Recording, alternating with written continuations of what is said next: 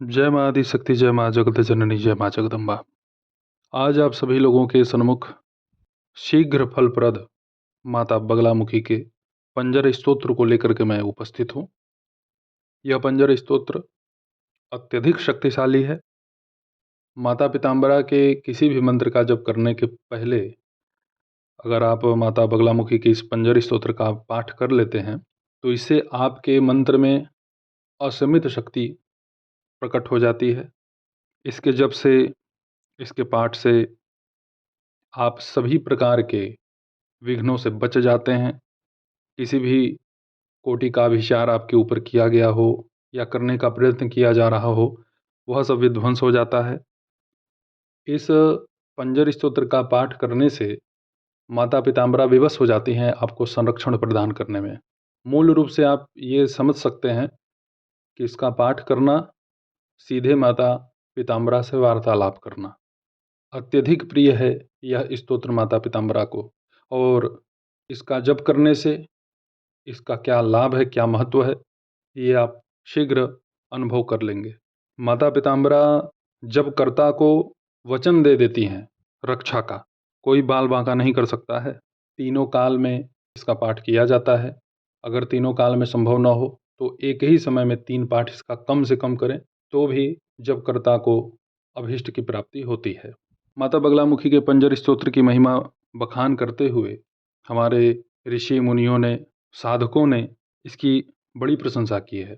यदि आप इस पंजर स्तोत्र का प्रातः काल में नित्य पाठ करते हैं तो 1 वर्ष व्यतीत होते होते आपकी दरिद्रता नष्ट हो जाती है, आप श्री संपन्न हो जाते हैं, आपके सभी शत्रु स्वतः ही समाप्त हो जाते हैं अथवा वह आपसे मित्रवत व्यवहार करने लग जाते हैं।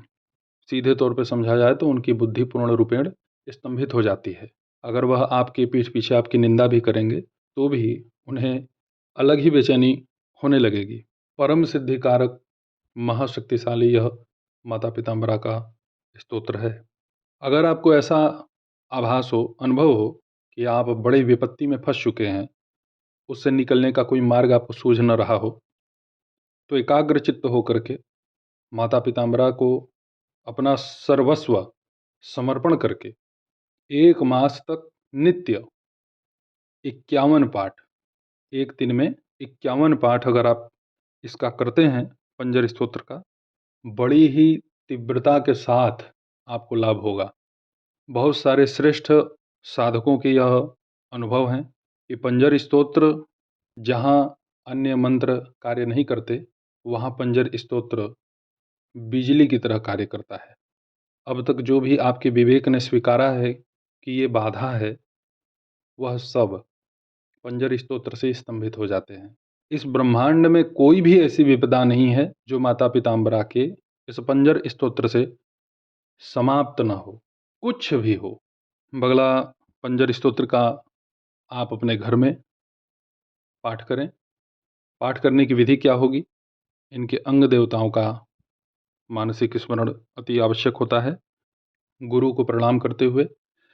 देखिए, बहुत सारे लोग अभी इसमें कमेंट कर रहे हैं कि कुछ मंत्रों का जप बिना गुरु के माध्यम से नहीं होता है। गुरु के आदेश के बिना कोई भी मंत्र का जप नहीं होता है। गुरु की महिमा यूट्यूब से नहीं जानी जा सकती। अब मैं आप लोगों को ये बतला दूं कि मैंने जो भी वीडियो अब तक अपलोड किए हैं, वह केवल आपकी सुरक्षा के लिए है। अगर आपके गुरु हैं तो अपने गुरु से परामर्श अवश्य किया करें। अगर आपके गुरु नहीं हैं या आपके गुरु आपको उचित मार्गदर्शन नहीं करते हैं, बस पैर के पास पैसा रखवाते हैं, तो अगर ये मानसिकता है तो वो गुरु सही नहीं है।